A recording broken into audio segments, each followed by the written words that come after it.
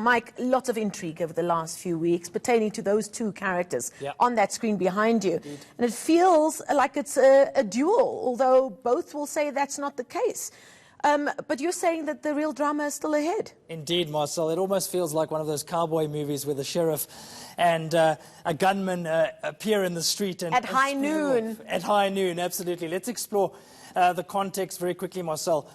Behind this latest battle, which we saw in court this morning. Of course, the public protector coming out with a report on the 19th of July, around about 3 weeks ago, saying, show me the money. I want details about this donation from Bosasa because there is evidence that the president may have contravened certain regulations. So that one coming out on the 19th of July. What exactly did she find? Well, she found that the president may have misled Parliament in his statement when he answered a question in November 2018. Here's the intriguing part, Marcel. She's noted that he may have misled Parliament because he did not take enough time to discover the truth around this particular transfer. Not necessarily that he lied, but that he didn't take enough time to get all of the answers. She also found that he violated the executive ethics code. That, of course, primarily because he was the deputy president at the time and therefore a member of parliament.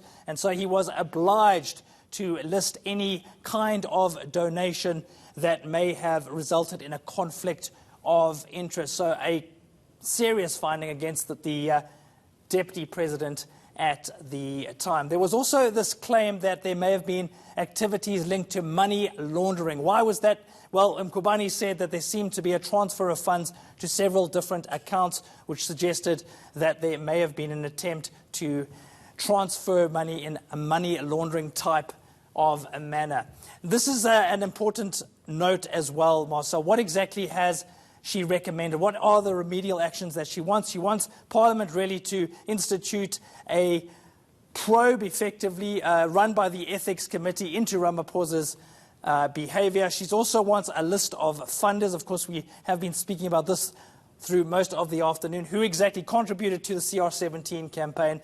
And finally, Marcel, perhaps the twist in the tail, she suggested that the NPA needs to launch an investigation into this evidence that points to money laundering.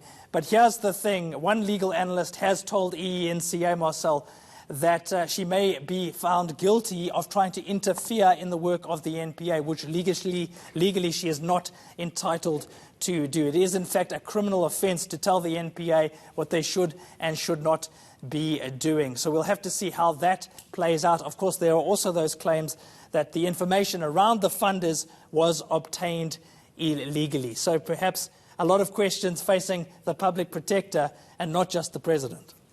Indeed, Michael, I was hoping you'd have answers for us. But that doesn't seem to be the case with this story. All we can do is continue to unpack the different developments on it as we try and make head and tail of a very, very complex legal matter. Thank you so much for that. Michael Marilia bringing us up to speed as to where we stand in what seems to be a direct duel between the president and the public protector.